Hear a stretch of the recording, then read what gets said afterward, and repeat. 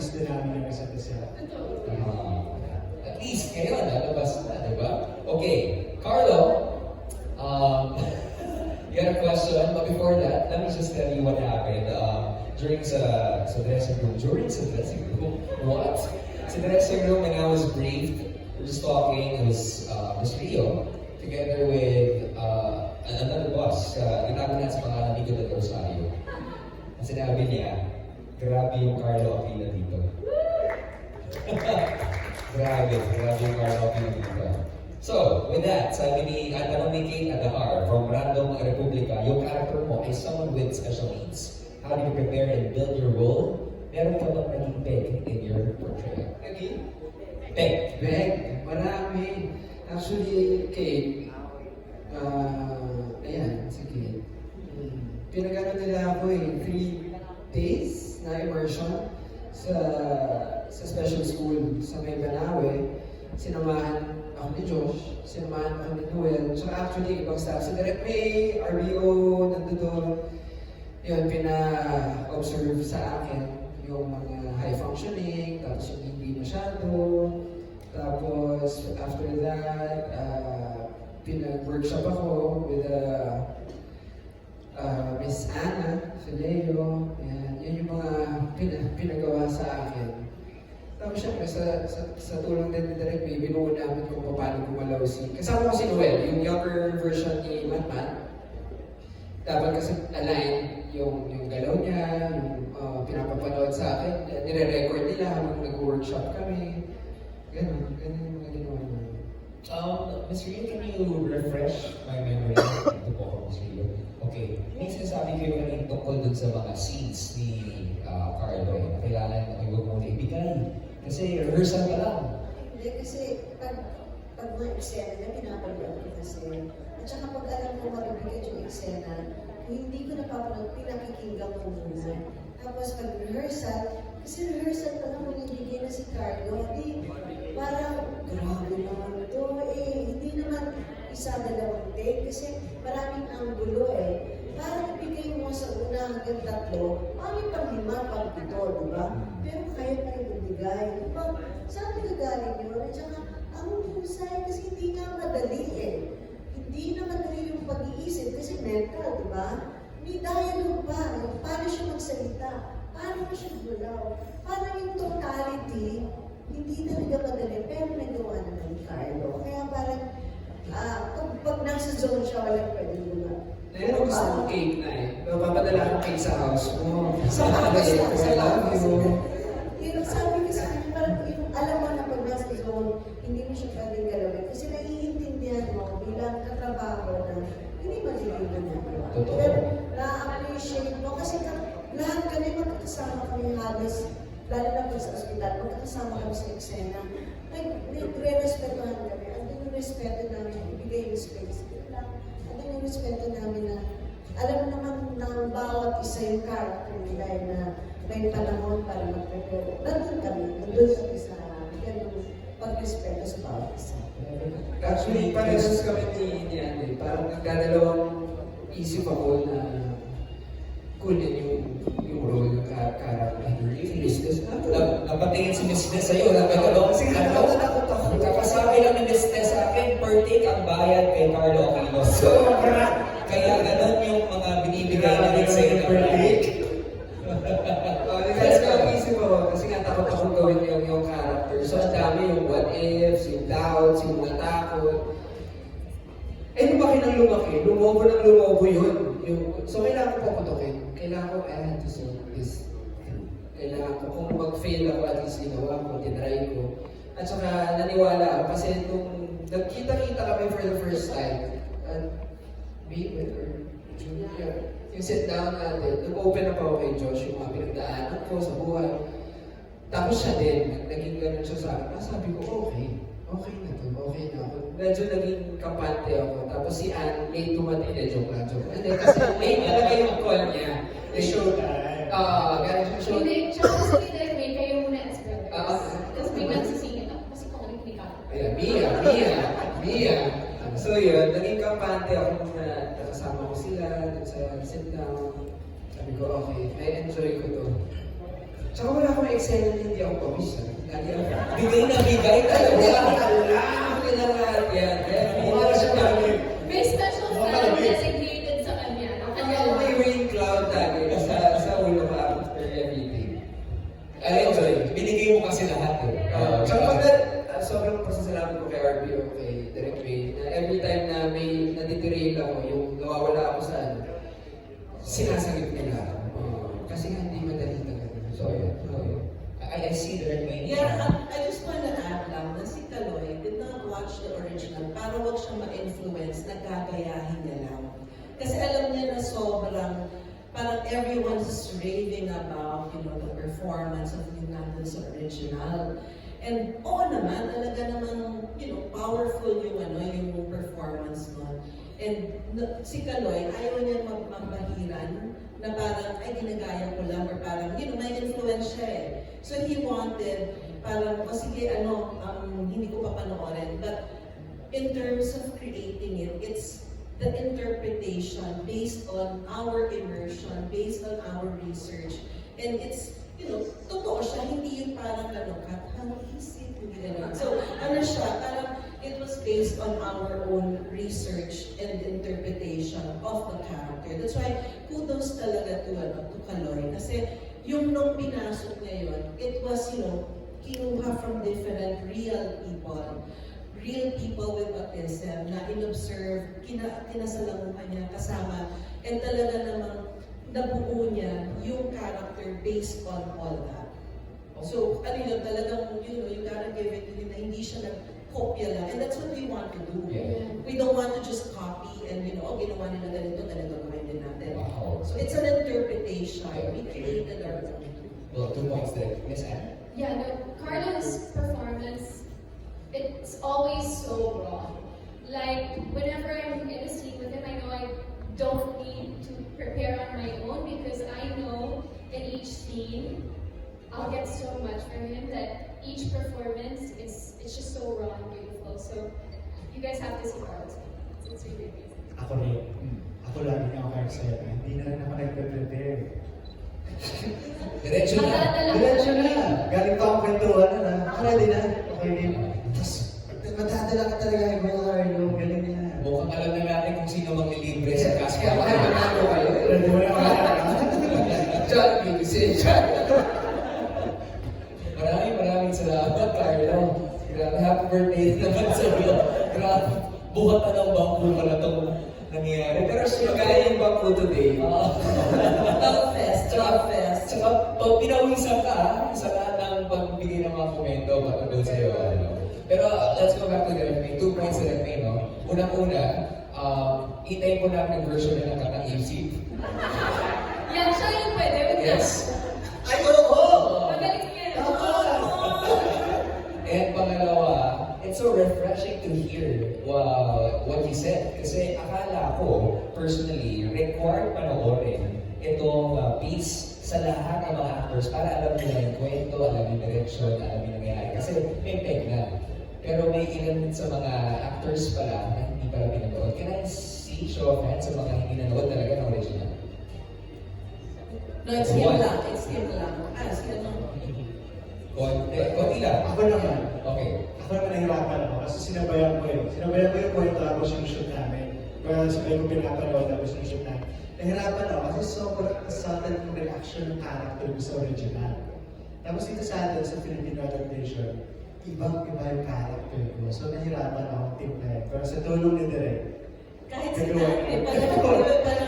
parang, ba't ginawa din sa original kasi ganito? No, but that's the original. This is ours. hindi kami ganun sa set. As a fan of K-dramas, definitely. And people know that It's Okay to Not Be Okay is definitely one of my top favorites. Una ka siya sa Opa ko, if you're watching there. It's Okay to Not Be Okay is really one of my top favorites because it does tell a story which I love and it's something that I can relate to. So it was like, pag kinakausap ko, hey, kasi si Komunyo, this is our story. It's a different interpretation. So for those who loved it just as much as I did, this is our take on it, which is very Filipino. Diba? ba? Parang, don't worry, hindi siya mag-veer away masyado from the original. But new souls, that will tell a new story. It will be faithful to the original. The core. The core Yes, will be to the there. core. Okay. Kasi of course, if we just follow or copy what was in the original, and we just change the actors, and then you're watching the same thing all over again, what's the point? What's the point of doing an adaptation? An adaptation is your own interpretation, and making it local, making it Filipinized, and then with, yes, like what Anne said, new souls, because these are different actors, they're not the same actors. So they're breathing lives into these characters from their souls. Actually, saktong-sakto yung pinag-uusapan natin sa magiging katanungan ko kay Sir Henry, no? The show blends genres, romance, psychological drama, fantasy. What are your strategies naman in maintaining coherence across these genres? Pang-thesis defense. Oo, parang professor dito. Oo. Actually, ano naman, maging totoo lang, nagpakatotoo lang kami sa bawat character. So sila lang nag-model ng genre na yun. So, mas madali kasi pag tinitingnan namin sa journey ng mga characters. Kasi sa titingnan namin kung ano yung dapat to, romance, dapat to, may thriller, dapat to. So hindi, ang nagdidikta talaga, ang nagbibigay ng tonality na yun, sila. At sobrang magaling nila. Actually, gusto ko lang nagdaga ng dahil maka-birthday nga ni Carlo. Kasi first time ko siya nakatrabaho. Tapos, syempre, nung na-meet ko siya, napanood ko na yung lahat ng material. Hindi ako sanay na hindi siya makita bilang si Batman. As in talaga, hindi talaga ako sanay na ang nasa utak talaga yung Batman. Ganun siya kaganda. Ganun sila kaganda. Again, we say, Happy Birthday, Carlo! Happy Batman. Thank you. Thank you so much, Henry. Let's go to Direct Raymond. Direct. Got a question coming from MC Richard Paglikawan, iHeartTV. What creative choices did you make to reflect Filipino cultural nuances in the storyline? Ano ba siguro yan? Kasi may part dito na parang sa original, may campaign. Yung medyo tumasok sa utak ko, yung campaign. So, kung Filipino, yung ginawa namin, so paano yung campaign dito sa atin sa Pilipinas? Like, may mga pag-provincia, diba? So, provincial, so may mga drums. So, tapos natagdala na namin. So, very Filipino. Unlike yung sa original, hindi sila yung, parang pandemic din yung ginawa ko sa original. So, buti na sa Filipino. And this was shot in Bacolod. Negros Island. So we'll be seeing those nuances as well. Yeah, and like even the stories, like nasimulat ni Mia, it's her own original. Even the Filipino animation. The folklore. Yeah, the folklore, it's all related to our Filipino culture. Atin to. Sarap pakinggan. Okay. For Direct May. Okay, Direct May, again coming from MC Richard Paglikawan. What were the biggest challenges in localizing the story while staying true to its emotional core? You mentioned the core a while ago. Biggest challenges, well, marami I wouldn't say biggest, but there were a lot of challenges. One is the season, because it played on seasons. So, sa kanila meron kang winter, meron kang, it went through the different seasons. And winter was a big season dun sa story. We don't have winter. So it's really just, di ba, yung summer, nag-araw at tagulan. So that's what we played on, that's what we used. So, in terms of localizing it, also outfits. Kasi syempre doon, winter, di ba, naka-winter clothes sila. So, hihimatay naman ang Mia natin kung gano'n ang outfits at kagayan natin. So, mas may skin, because of course, this is a tropical country. So, maraming detalye. I can't say what is the biggest. The flowers. The flowers, yes, the cherry blossom. So, sa kanila cherry blossoms, sa atin, magpapilya. So, parang, mga ganun, it's the nitty-gritty, the details. It's all in the details. And then you have traditions, cultures like ito, you mentioned yung mangkukulam. You know, mangkukulam is very Filipino. And then also, in terms of localizing it, in terms of the theme of the show, what is the acceptance of the audience sa mental health? Because that is the thrust of the show and that is the theme.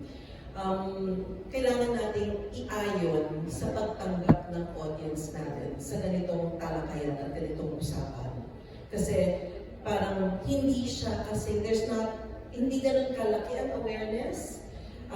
And this is something new in terms of like how big of a theme it is in a series. So, kailangan natin i-handle na huwag natin biglain yung audience kasi baka ma-overwhelm. So, there is careful handling in telling the story, but also keeping true or staying true to the core of the show.